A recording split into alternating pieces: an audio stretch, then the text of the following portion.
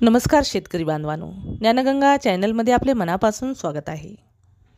शेतकऱ्यांच्या कर्जमाफीबाबत अतिशय महत्त्वाचा अपडेट आला आहे. कर्जमाफी कधी होणार याबाबत सतत सरकारकडे विचारणा होत होती. आता या दिशेने सरकारने मोठं पाऊल टाकलं आहे. कर्जमाफीबाबत बोलताना मुख्यमंत्र्यांनी उद्या कर्जमाफीची पहिली यादी जाहीर होणार असल्याची माहिती दिली आहे. राज्यात 30 जुलैपर्यंत कर्जमाफी मिळेल असं सांगण्यात आलं होतं. आता मुख्यमंत्र्यांनी दिलेल्या माहितीनुसार 30 जुलैच्या आत कर्जमाफी मिळू शकते अशी शक्यता निर्माण झाली आहे.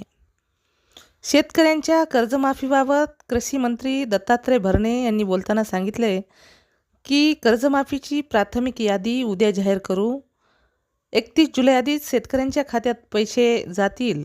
उद्या देवेंद्र फडणवीस यांचा वाढदिवस आहे. तसंच अजित पवार यांची जयंती आहे. त्यामुळे उद्याच कर्जमाफीची यादी जाहीर करण्याचा प्रयत्न आहे.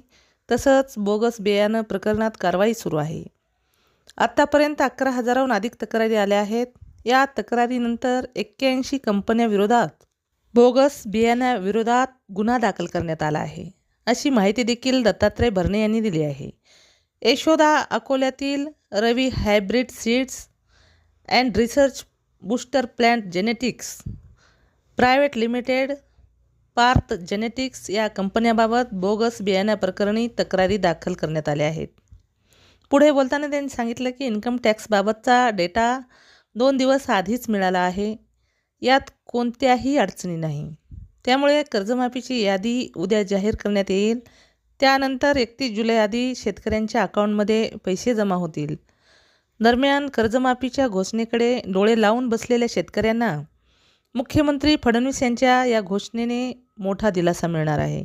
मागील अनेक दिवसापासून कर्जमाफी होणार असल्याची चर्चा होती.